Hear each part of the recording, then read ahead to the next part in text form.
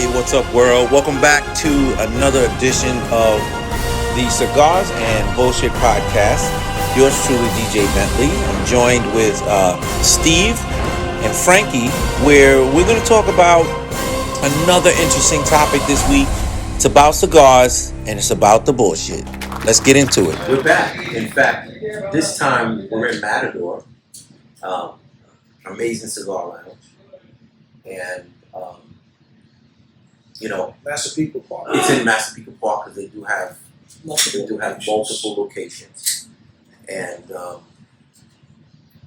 I'm actually the General Cigar Company came out in 2021 with this line, the Arcana, I don't know if I'm pronouncing it. The CAO, the Arcana line, under CAO. And this one is the Mortal Coil. Never had it before. Supposed to have a nice mixture of chocolate and unsweetened cherry and a little bit of leather in it. And It's awesome. I'll see how it goes. CAO, I like their line of cigars under the I General enjoy it Cigar as well. Company.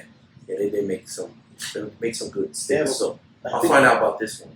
I think they have a whole national line as well. They have an Italian one, Brazilian one. Yeah, Brasilia, Yeah, they have American. Yeah. So I tried a couple of those. They were fantastic. And this one is Connecticut binder wrapper, but Nicaraguan, a little bit of Dominican in it. So yeah, that's what I'm trying. It's a good pickup.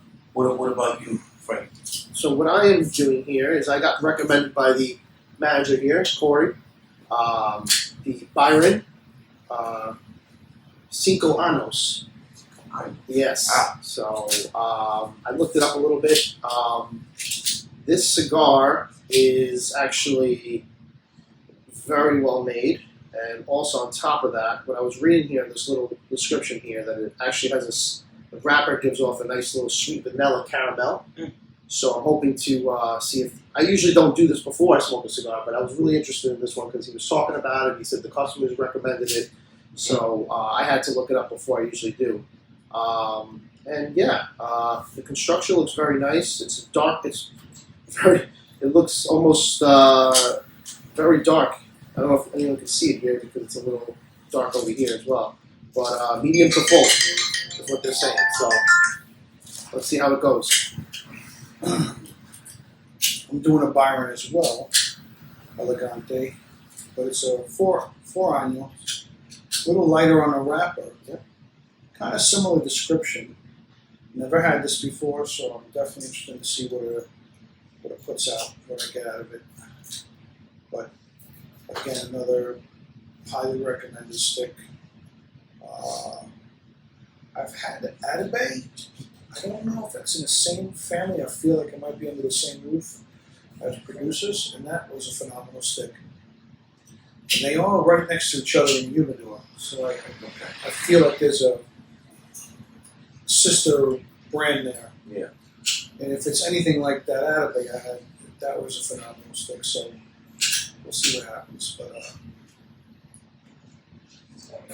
Sorry, I'm smoking in your face. right out the gate, it is very nice. It It smells smells beautiful. very smooth. It smells beautiful. It smells awesome. This one with the cold draw, I did get the hint of chocolate, a little bit of leather, cedar too, which was interesting. Cedar's always a good taste. Mhm. Yeah, this So- is really smooth. Super smooth. This is right out the gate. I think I'm gonna like it. That's good. Is that supposed to be like a full, medium to full? 'Cause Medium to full. kind of a strong dog. Yeah, similar medium to color. full. Yep. So definitely, that's my level. That's where I like to stay. Me too, absolutely. Yeah. Big rim. I agree. It's always good for me. For the record, this camera puts 20 pounds on that. Right. That's it. We gotta update our hardware. Yeah. So, what are we going to talk about today? I don't know. What do you want to do with today's topics? I mean, I don't remember exactly, but I know we were talking about We talked about AI. We could talk. I'll give it to you. Go Let's ahead. talk about the man shed shit, man. The man That's a shed. great. So okay. My she shed. Well, I'll start with how I guess we kind of came up with the idea. Well, you came up with the idea. Originally, I had during COVID, right? Had this idea of really a work from home space, Right. and being that I'm a DJ, I incorporated that idea with building a studio on my property. So, come up with this idea, build a studio, and then obviously that goes into us saying, "Oh, like it's the weather's not that great, yeah, like so where would we smoke, And then we had a couple of cigars in my studio, and Steve said, "It was a great idea. If I had a place where I could do this, I really want to do this." Good old Steve. So it was born there, the idea. And then I think, for your purposes, it turned into, you know what? This sheet shit can be actually a cigar lounge. Well, I don't know. I People definitely. have man caves, but I don't know how many people have cigar lounges. Not Right? So yeah, after hanging at your house a couple times and loving the idea of it, Mhm. I'm always out in my backyard, whether it be by myself or Right. a buddy or two or 10, and we'll hang out on the patio, light a fire pit, whatever. Right. But there are some days where the weather just doesn't allow you to do that. And you're itching to have one. It could be 3 days straight of rain, or it could be Yeah. Or February. It could be freaking 20 windy, degrees. whatever. And it's just like I run out there like a cigarette smoker in the winter and have like a mini real fast. I throw that shit out and get back inside, and it sucks. So thinking about how much I enjoy this hobby and what you have, which Bentley and I are neighbors. Yeah. So I was saying to myself, God, I want one of those, And I actually went through the whole concept of building it for the purpose of so we're like, I want to say at least 80% done. We did a nice foundation. I have electric run to it. We built a frame. It's essentially a shed, but it's going to be more of a tiny house. Right.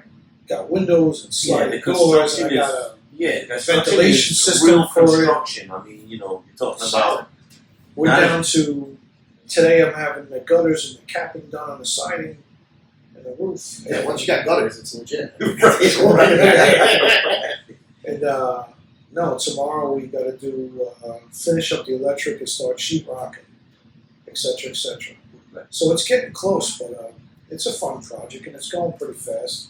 Right. Busting my ass with my other neighbor who's a contractor. So it's good to have good neighbors and friends, But eventually, give it another week or so, maybe we'll have a little lounge to We'll do a session in there. air conditioning in the summer, Grand open. heat in the heat. Yeah. Put the ribbon. Exactly. That's what Peter said. Peter said, "You gotta have a ribbon cutting." I said, "Get the fuck." Peter will wear his jacket again. I said, I'm gonna start charging guys a fee like you go to Matador. You're gonna have to buy a cigar. Right. Forced to buy at least one. Right. That's So- so funny. So that does add an interesting kind of topic, I guess, with regard to where you smoke cigars. Does it add anything to the experience of smoking cigars? What's your opinion on that? A lounge versus your house versus now your own mini cigar lounge. Yeah, well, this whole thing is, I think, for everybody who's into it, it becomes a progression of your interests. It's you could go down a rabbit hole or you could not. Even like when we started linking up smoking, when I started smoking, you told me you smoked 15, 20 years. Yeah. Or whatever it was, but you smoked on occasion. Right. I think you smoke now because I'm your neighbor much more. Yeah. Because I'm like, hey, Bentley, you It's want a to bad sit up? influence. Like 5 days a week, 5 days a week, I'm sending them a text. You want an apple? You want an apple? Yeah, there's a social aspect to it that has increased because before I was smoking by myself, and even not to go off topic, but the same thing with drinking. Like I drink alcohol, my wife doesn't. Mhm. So when I'm home, every once in a while, I might break out a nice bourbon or some brandy or a cognac and just have a little. But I'm by myself, so I'll have a little and that's it. And that won't be. I won't have another until some social part. So similarly with cigars, before I would say, you know what? I feel like having a cigar. Go out and back, under my gazebo. I'd have a stick, and that would be it. And then maybe another 3 months, I wouldn't have another one. Now Steve is like, oh, you know what? And especially since we also have like this forum, right, where we're sharing ideas and we're discussing cigars on a more constant basis. So to have a location or a place to actually enjoy a cigar. Yeah, absolutely. It's almost like you're investing into like an atmosphere for yourself. Right. You get comfortable. You start getting to the zone where it's like it's not even a hobby anymore. It's just part of your lifestyle a little bit almost. If you think about it. And yeah, I think it's a great investment, especially like it calms you down. Get home from a long day of work. Just, okay. Yeah. Get outside. Go to my little house. And that's it. And just be by yourself, or even like you said, invite some friends over. And next thing you know. I'll go backwards to the first time we went out to a lounge. I wasn't into the idea. I was like, I don't know, man. I like sitting in my backyard or going to my buddy's house, or I'm like, I don't want to go to a lounge. I never had that experience, so part of me was kind of. I don't want to say gun shy or intimidated, but I didn't know how cool a lounge could be. And the one thing I will say about my lounge experiences, and I'll say this in a frank way, I haven't met a person I thought was like an asshole yet. It seems like everybody in the cigar lounge is just chill. Yeah. And you could be from in a suit or a Carhartt outfit, whatever the hell it is, and everybody's just a chill. And people are friendly and have a conversation. I've seen many guys come in by themselves. I've come in by myself. Just chose not to go to Hobby Lobby with the wife or something. Right. Said, I'll just drop me here. Come back and get me in an hour or two. You know. And I've just made conversation with somebody or chilled out or whatever. So my first experience and every experience after that was always a positive one. I will say we've had one negative one, but I think it just was circumstances of, and I won't drop a name of a lounge or say where it was, but we had a bad experience where the person running the lounge, at least that day, it was a different lounge, different brand, different town. We had an experience where there was some riffraff that came in, panhandling, bothering people, and the people who worked there didn't do anything about it. Then eventually they got, whether it was whatever they got from our group of people, someone actually gave in and gave the guy some stuff, whether it was cigarettes or money. Then he locked himself in the bathroom, and then they had to call the cops to get him out. I said, forget it, I'm not coming back here, man. This from the get-go, the minute someone came in and started bothering your clientele, you should have been like, hey, I'm sorry, but you gotta leave. Yeah. Right. And they left us out to dry. Like, we're handling yourself. Oh my God, it is. And dude, I feel bad. It's a lot of people are down in their luck, especially in today's world, man. But like, when some dude starts coming up to you and he's got open wounds and. Yeah, it was kind of like Walking Dead stuff, dude. I was just like, could you get this guy away from us? Yeah, I think to your point about the atmosphere, too, that kind of like it kills the vibe. Shows you like normally the atmosphere in the lounge is very chill. It's laid back. I mean, there's like so many diverse people, walks of life. They're enjoying cigars, and that's what cigar smoking actually does, right? Like it kind of slows everything down, joins everybody together. There's a bunch of people together that normally right. And I'm not sitting at the same table as that dude usually at work. Exactly. But come here, and you it's get a that level playing experience. field. Yeah. I love that. Yeah. Absolutely. And with that diversity becomes like camaraderie in different ways. There might be a guy who's like, give you a tax tip. There's another guy who might give you a tip on getting a permit on a shed on your property. Right. There's another guy who might say, oh, I handle, divorce cases, and this is what you should do. Whatever the situation, there's always someone in that room that may or may not know an answer. You know what I'm saying? Yeah, definitely. And I think different than alcohol. Everybody's from different backgrounds. Alcohol, people say, well, like a bar, right, would do the same kind of thing. But the only difference is, I think, with alcohol, it impairs you. It impairs you a little bit. With this, this doesn't impair you. You get to kind of relax and enjoy the experience more level-headed versus being drunk. I haven't seen a cigar lounge fight. A brawl, right? I'd be scared. I haven't seen one. A cigar lounge brawl. Over what? Break the bottle. You broke my open sex. Damn you. Oh man, yeah. No one inebriated here. Although guys enjoy a few drinks here. Oh yeah, no, well you don't have that to accompany and you don't have definitely. You don't like that sloppiness. But it's not. You're not drunk. I mean, everyone here is kind of not even sophisticated, but like they have that, like you said, that chill, mellow, Yeah. So characteristic. So far, I mean, I think this is maybe another topic, but I remember we were sharing a text about your top 5, was it, cigars that you like, and it was that was a tough. Oh God, it's so. That was a tough one to kind of. Yeah. So how about you, Frank? You go first. You want me to go first? Put me on the spot. Well, it is a hard choice. Right now, your experience. My favorite. Give the top 3. I'll give you top 3. Do 3. Top 3 is definitely 3. That's even harder. Well, it's top 10 opens you up to like even a hard list. It's just a difficult thing because. Go ahead. All right, I'll start my first one, and Steve already knows what I'm going to say. God of Fire. Absolutely love it. Love the way it burns. Love the way it tastes. Love the way everything about it. So it's well constructed. It's well constructed. You like which ones in the God of Fire you like what is constructed with the flavor. Everything about that cigar to me. I don't. This is my personal opinion. It's perfect. It's not. It's decently priced. It's not too expensive. Doesn't break the bank. Okay. Well, great construction. The first time I lit that thing, I just knew. I don't know why.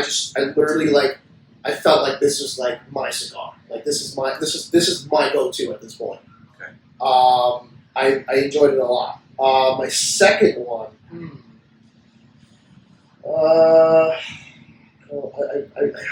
You might have to come back to me because, to be honest with you, that's a really hard.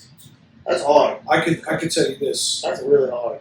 Even just narrowing me down to 5 brands is tough. But I'll go with this. Fuente, yeah. Padron, Drew Estate. Well, I knew you were gonna say Fuente. Yeah. I knew you were gonna say that because. Go ahead. Because I have a lot of them. Yeah, a lot of them. I don't know if that's the word we're looking for. It's a draw. Talk about that brand. My first stick ever was a Fuente. Okay. And I don't want to say if it wasn't for that stick, I would have never. But the experience I had on that first stick, that's simple, and it wasn't even something crazy. It was a $12 cigar. I forget what it was. It was a small guy. I forget the name of what it was, but I have a few at home now still because that was the first stick I had, and as a complete newbie to the game, I enjoyed it. So that set the precedence for me to enjoy. If I had picked the wrong stick and had a bad first cigar, I would have been like, I wouldn't be in this financial deficit. Wow. Yeah. Oh my God, where I'm actually building a freaking cigar lounge, man. Yeah. I would have that. Oof. I think for me, I love Macanudo. Macanudo is great. I love the Macanudo. Great. I gave them out when my daughter was born, so I know exactly. I love Macanudo. They have a lot of different sticks, but brand. We go with brand. Yeah, it's a lot easier to go with brand. Just to give you 5 brands that you enjoy. Because So I like Placencia.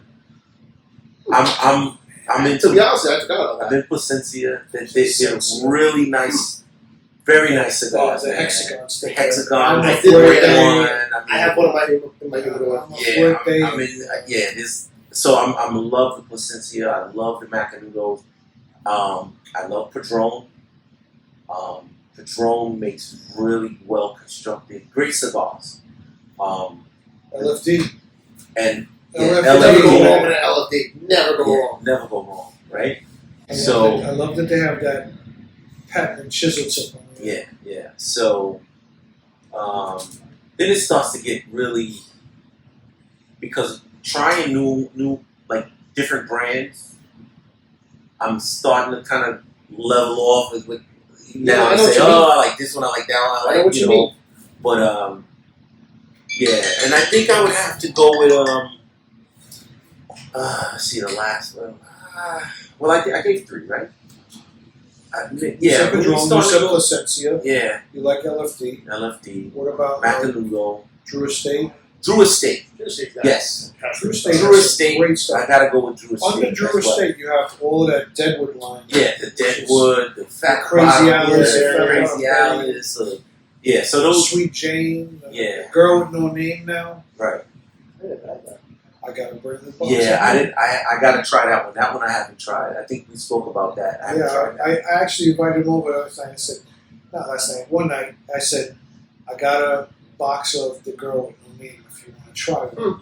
But he wasn't available that night. So then I was like, all right, I'm having it anyway. You couldn't wait. You couldn't wait.